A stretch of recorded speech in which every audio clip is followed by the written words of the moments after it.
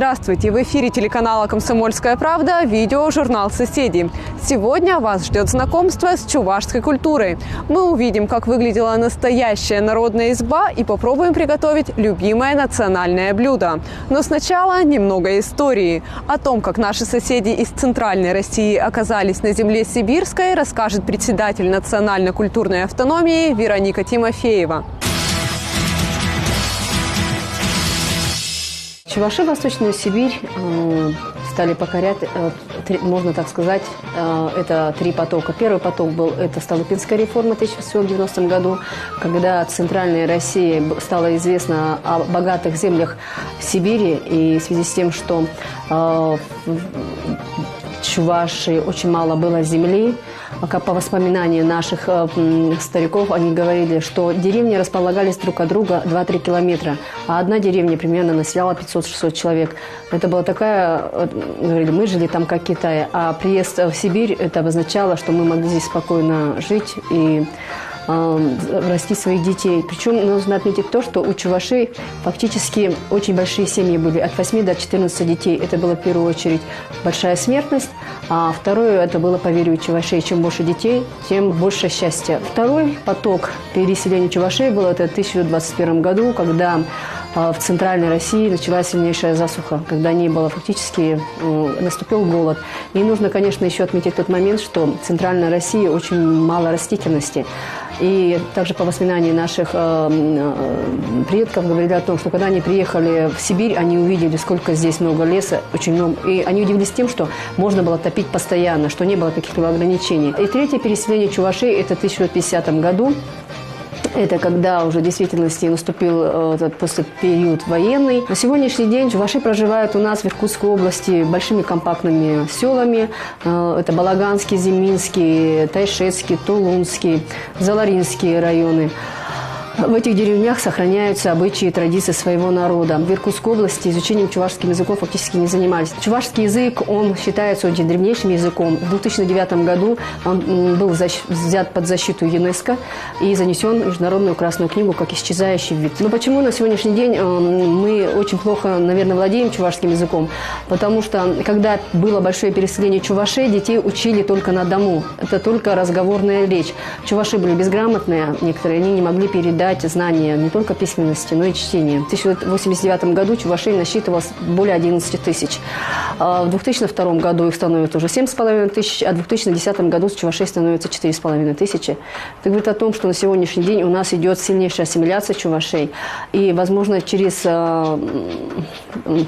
лет 5-10 чувашей, как это в Иркутской области, фактически исчезнет. Автономия на сегодняшний день начинает разрабатывать соответствующие мероприятия, программы и бьет тревогу о том, чтобы чуваши все-таки в Иркутской области были и существовали.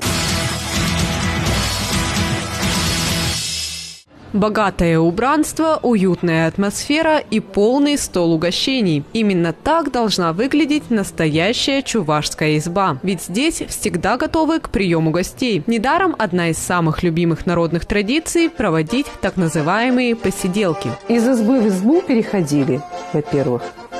У одного сидят, у другого сидят, у третьего так вот сидят и вот занимаются, и как бы и делом занимаются. Клубов не было. И как бы и делом занимаются одновременно, и веселятся одновременно. И женихов выбирают, смотрят по вышивкам. Вот у чувашей же вышивки своеобразные, они, которые даже рассказывают о том, допустим, что жених вот пришел, он не женатый, у него вышивка такая на рубашке. Всегда женщина выбирает. Не выбирает мужчина женщину. Это им только так кажется. А вообще выбирает женщина мужчину.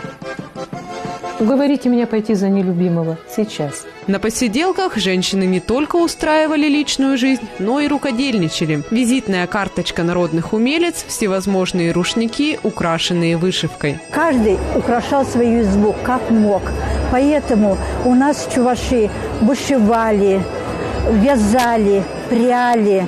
Для этого и вот это все наше рукоделие вот передается из рода в род. И вот этим нашим украшением уже им по 60, по 50 лет. Молодая девушка, прежде чем выходить замуж, она готовит себе приданое. Где-то приданое входит, это значит, она приходит в дом жениха, да, у нее обязательно должна быть вышито полотенце на иконочку, полотенце на зеркало, занавески на окна. Но все же в Чувашии женщины отнюдь не домохозяйки. Характер у них боевой и волевой. Это видно при первом взгляде на народный костюм. Кстати, наряд, который мы показываем сегодня, уникальный. Ему больше 150 лет. Все эти украшения, они всегда изготавливались из настоящего серебряного металла, использовались женщинами для... Это сейчас у нас традиция для красоты, но раньше оно использовалось для военных действий. Женщина, как и мужчина, ходила на войну, и, соответственно, это для того, чтобы от мечей, от стрел оно защищало. Хотелось бы еще сказать, что каждая монета, она имеет определенный вес для того, чтобы при танце или при движении она издавала определенный звук. Непременный атрибут народного костюма – головной убор. Он очень символичен и знающему человеку может рассказать о многом. Например, о семейном положении женщины или о том, где она живет. Если девушка не замужняя, то головной убор называется тухья. Если вот в связи с тем, что у нас бабушка замужняя женщина, это головной убор хушпу.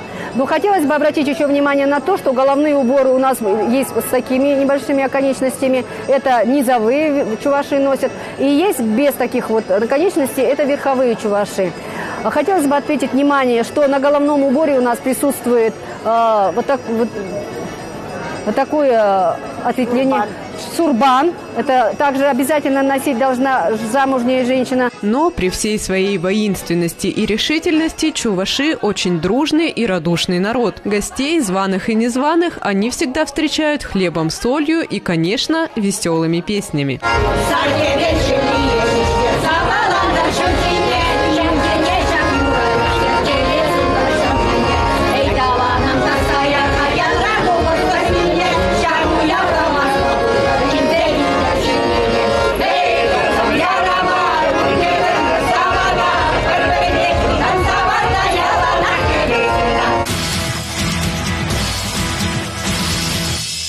Вкусный, аппетитный, сытный. Пирог хупло – настоящая гордость чувашской кухни. Готовится он из простых ингредиентов – мяса, картофеля и лука. Но всегда впечатляет своим вкусом. Сделать такой пирог несложно, особенно если знать небольшие хитрости и секреты. О них нам расскажет опытная хозяйка Людмила Павлова и ее муж Николай. По традиции в чувашских семьях всегда все делают вместе. У нас в национальности нет разделения на женскую и мужскую работу. Мужчина также помогает женщинам, и женщина точно так же выполняет мужскую работу.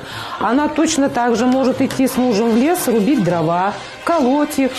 То есть тяжелая работа не делится на мужскую и женскую. У нас все было равноправно. Женщины чувашки вообще были воинами. Но, как говорится, война войной, а обед по расписанию. Приступаем к работе. Мелко нарезаем мясо. Лучше выбрать свинину. Она быстрее пропекается и придает блюду сочность. Этой работой обычно занимались мужчины. Женщины тем временем раскатывали дрожжевое тесто. Это праздничное блюдо. Мясо часто не употребляли, старались только это все делать по праздникам. У меня мама часто стряпала это все в субботу. Это у нас был праздник, субботний день. Рано утром мама топила печь. Мы все с семьей мыли пол, трясли половики, носили воду в баню, чтобы натопить баньку. Потом мама ставила пироги, мы после этого все убирали, мыли, чистили. И потом уже шли в баню. Она вытаскивала пироги из печи, ставила их под полотенца, укрывала их, чтобы они отмякли. И уже потом мы после бани все садились за стол. Это было такое вот светлое чувство, такое осталось у меня до сих пор. Но возвращаемся на кухню. Начинка для нашего пирога почти готова. Мелко нарезаем картофель, а затем и лук. Лука желательно тоже глаз побольше. Придает вкус особый.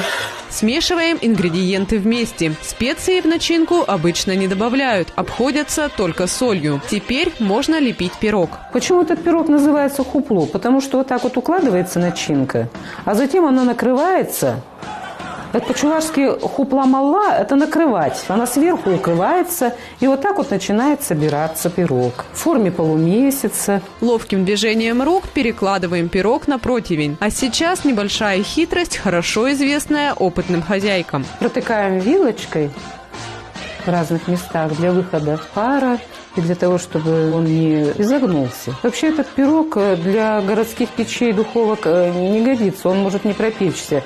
Поэтому начинку лучше припускать на сковороде. Но опасения хозяйки оказались напрасны. Обычная газовая духовка справилась с задачей на ура. Пирог готов. Готовился он около часа. Абаджи тутла пулдар. По-чувашски абаджи тутла пулдар означает «приятного аппетита».